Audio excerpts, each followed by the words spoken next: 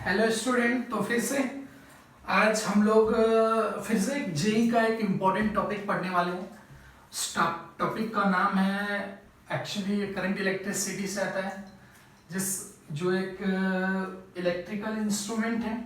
हम लोगों ने करंट इलेक्ट्रिसिटी का चैप्टर विदाउट इलेक्ट्रिकल इंस्ट्रूमेंट की बात करें तो हमने ammeter, voltmeter, rheostat, battery eliminator, resistance box जो सर्किट में रखा जाता है to put the known resistance के लिए, ठीक है। तो इतना अभी तक हम लोगों ने डिस्कस किया है।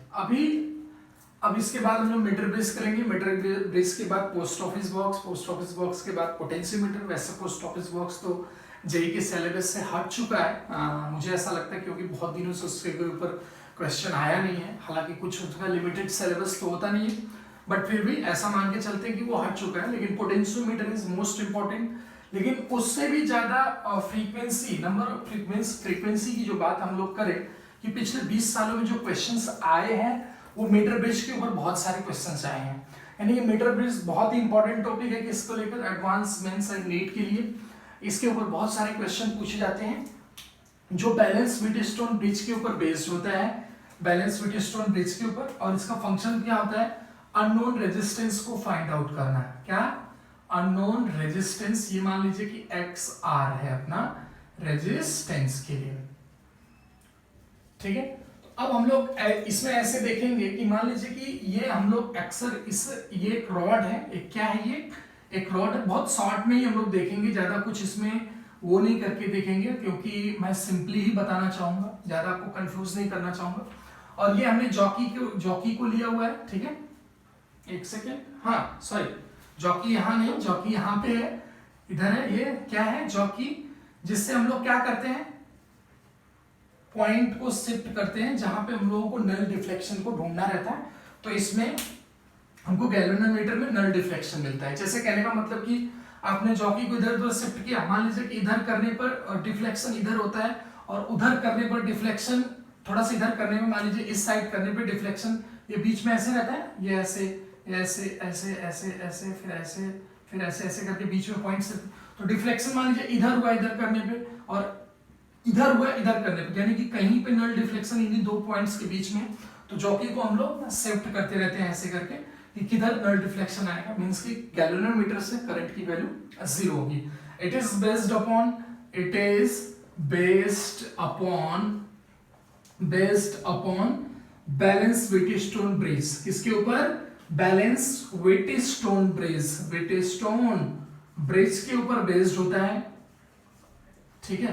तो ये बैलेंस व्हीटस्टोन ब्रिज के ऊपर बेस्ड होता है और जिसमें हम लोग इसमें लगे हुए एक अननोन रेजिस्टेंस की वैल्यू बताते हैं, ठीक है। इंपॉर्टेंट टॉपिक है जैसा कि मैंने बता दिया।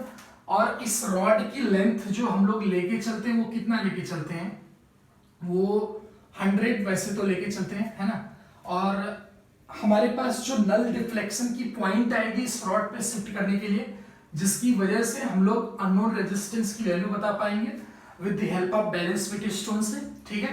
तो उसको हम लोग क्या लेके चलते हैं, एल। तो बाकी बचा हुआ लेंथ जो हो जाएगा वो हमारे लिए क्या हो जाएगा, 100 माइनस एल, ठीक है।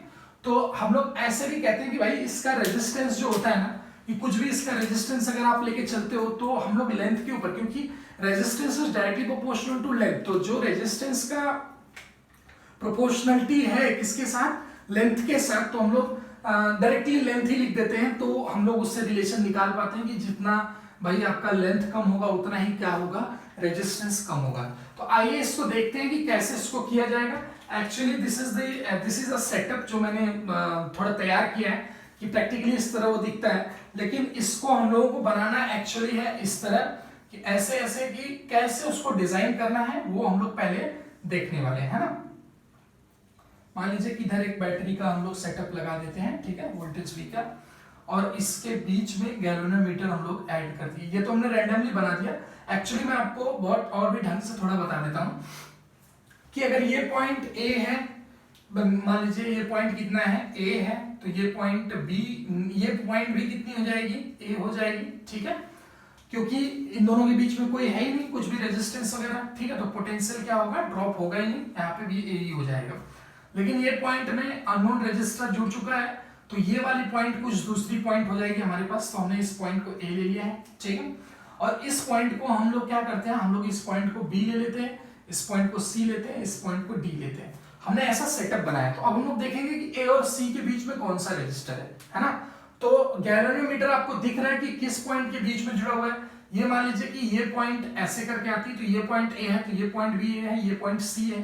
तो गैल्वेनोमीटर सी और ये पॉइंट, अगर इधर वाली पॉइंट, इधर अगर बैटरी इस तरह लगाएंगे ऐसे करके, तो ये पॉइंट क्या हो जाएगी, बी हो जाएगी, ये भी बी हो जाएगी, ये भी बी हो जाएगी, और ये सी हो गई अपने पास। तो ये पॉइंट कौन सी हो जाएगी, ये बी है।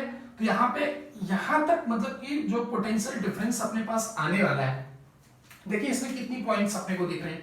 अगर इसके बीच में अगर रजिस्टर, ये रजिस्टर है ना, एक्चुअली यहाँ पे रजिस्टर, आप ऐसे मत देखिएगा कि ये रॉड है तो ये सिंपल वायर की तरह, ये रजिस्टर की तरह है जिसकी वैल्यू L और 100 माइनस L लेके चलने वाले हम लोग, है ना।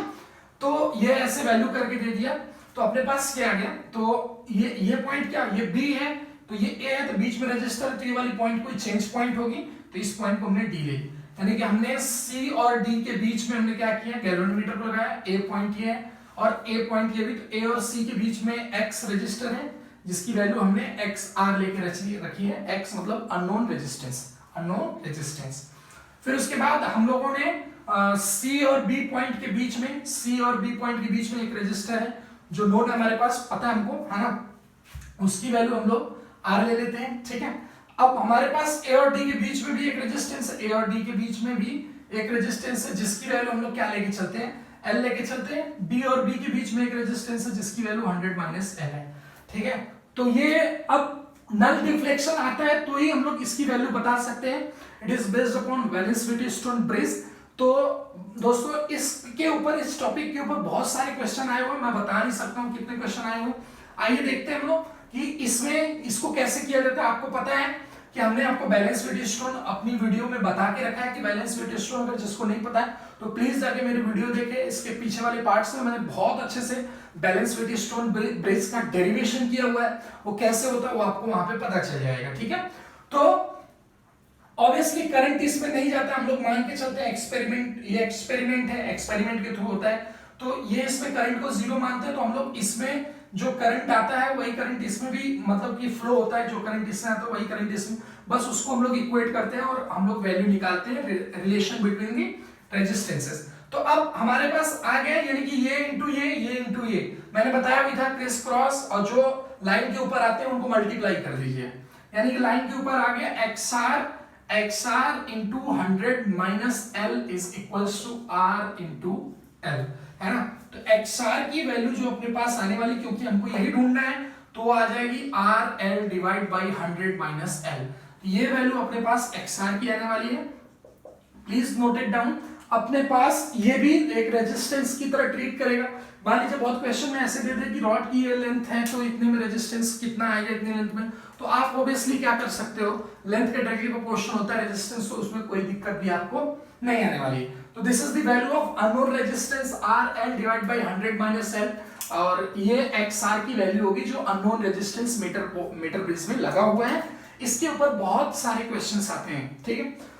तो ऐसे करके हम लोग इसको कर सकते हैं, इसके ऊपर क्वेश्चंस बहुत सारे बनाए जा सकते हैं, बट इजी बहुत सारे। बैलेंस व्हीटस्टोन ब्रिज के ऊपर मैंने बहुत सारे क्वेश्चंस लिए हुए हैं अपनी वीडियो में, आप जाके करंट इलेक्ट्रिसिटी के पार्ट को देखिए, उसमें मैंने मेंशन किया हुआ है this is meter bridge, sorry balance Wheatstone bridge, जो टोटली उसी के ऊपर बेस्ड होता है, ठीक है। इसको किस लिए हम लोग करते हैं, अननोन रेजिस्टेंस फाइंड आउट करने के लिए करते हैं, ठीक है।